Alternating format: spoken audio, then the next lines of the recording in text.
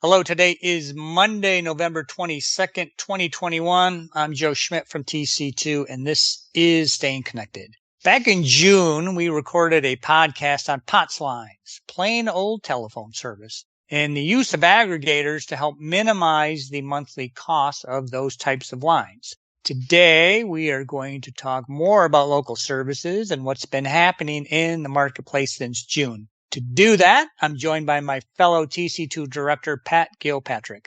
Pat has a ton of experience and knowledge about local services. Well, actually, Pat has tons of knowledge about ICT in general. So we'll look at what the ILECs are doing to drive you away from buying many types of legacy services. Pat has done quite a lot of work recently in the ILEC space with her clients, so I'm really pleased that she has agreed to share her insights.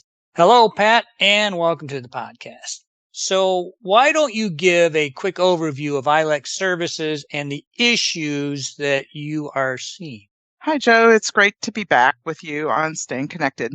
The ILEC, or incumbent local exchange carrier services, fall into several different categories for most enterprise customers. There are POTS lines that you mentioned, or measured business lines, but there are also things like BRIs, basic rate interface lines, FX, foreign exchange lines, PBX trunks, T1, T3 access circuits, primary rate interface lines, and analog or voice grade point-to-point private lines.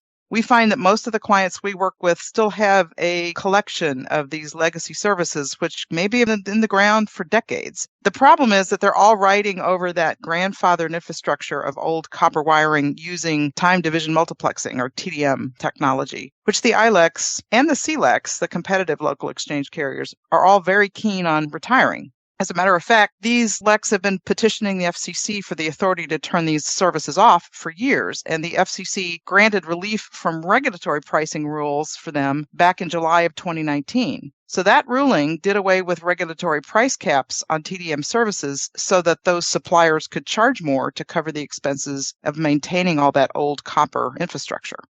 Gosh, I must be old if those services are now considered legacy. Those were the go-to services for so many companies over the years. So what has happened in the marketplace since the pricing rules were relaxed?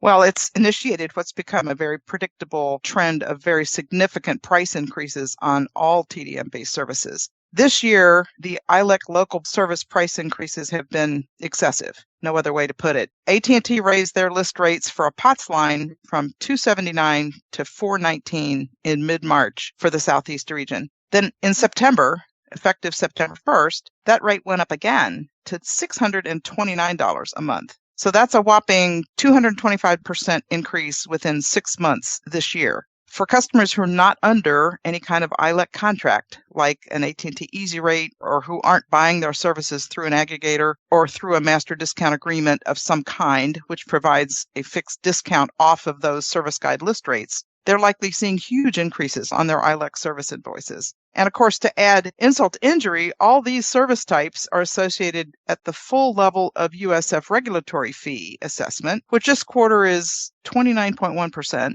plus a myriad of local and state taxes. So it has a compounding negative cost impact.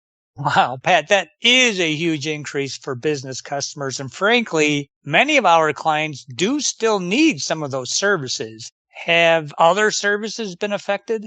Oh, yes. Not just POTS lines are affected. I have a client who has voice grade private lines whose rates went up over 300% between February and September of this year. And any clients who have BRIs still in the ground will have experienced similar price increases. BRIs are those 128 kilobit lines that was historically muxed together to connect your Polycom or your Tandberg video equipment or your fax machines. And in the region where my client had BRIs, they were costing between $2,500 and $6,000 each. And if mileage was involved, either for a BRI or for a private line, the impact was the most severe.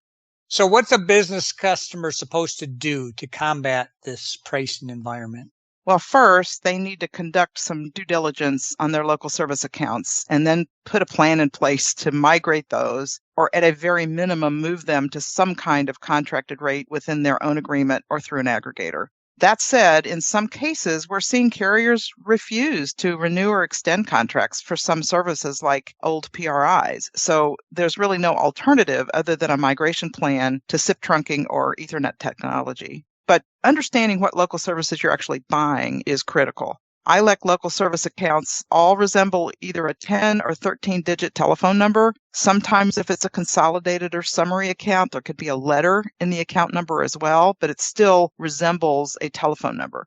Typically, these local service bills might say, your monthly charge is X with no detail. So it's really difficult to determine what inventory is actually rolling up to that cost. You just notice that it's a compounding, every few months it's getting a lot higher. In that case, clients need to ask for a copy of their CSR or customer service record for every account, which will detail the various services or individual monthly charges. It'll provide the individual USOC codes, which stand for Universal Service Order Code, and that USOC level detail is what you need to determine what you're actually paying for in detail. So the FCC is now moving toward granting the ability for suppliers to sunset these services and turn them off. What alternatives do clients have if there is a termination date published in the future? Well, some aggregators are claiming they've been able to extend those wholesale agreements with carriers through 2024, 2025. And that might be great for pricing, but it won't help if the underlying service is grandfathered or retired. The most important thing to do is identify those most vulnerable local services you're still paying for, like a PRI or a POTS line or a voice grade private line, and proactively manage a transition plan to move away from them. The cost avoidance will be very important, as will the operational migration. In some cases that we've managed, the services, once they were identified and tested, were determined to be inactive. They were so old, the equipment behind them had been removed, but not the service. So it was a painless way to decommission them and reduce cost. If they're still active, there are plenty of new technologies between IP and wireless and SIP trunking that they can move to. For large customers that are still using TDM-based speeds for access, like to their MPLS network or to their dedicated internet access ports, the T1s, the N by Ts, the T45 type speeds, be aware that renewals of those TDM-based access circuits will come with some escalating recurring charges.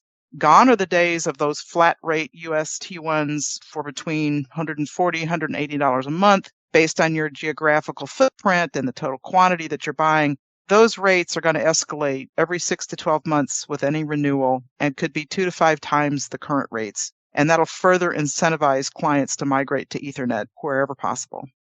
Pat, as we mentioned on a previous podcast, this isn't just a U.S. phenomenon. I mean, I have clients that have sites outside of the U.S., and certain PTTs just flat out say that ISDN is being eliminated. So gone is gone, I guess. So you better have a plan. Okay, Pat, any closing thoughts? Yep. Analyze your local billing. Make sure you understand your contractual positions for those local services that are still in place. There are various local service reports that you can request from your vendor account teams and get that USOC level detail that I mentioned earlier. Staying on top of that spend and understanding these changes that are happening will prevent even bigger cost surprises in the future. Be proactive. That's the best key to this issue. Okay, good stuff. Thank you, Pat. Now, as you just heard, ILEC local costs are continuing to increase, so you better have a plan for dealing with it. If you would like to talk to Pat, me, or any of our LB3 and TC2 colleagues about your ILEC services, please give us a call or drop us an email. And you can stay up to date by subscribing to these Staying Connected podcasts, by checking out our websites, and by following us on LinkedIn.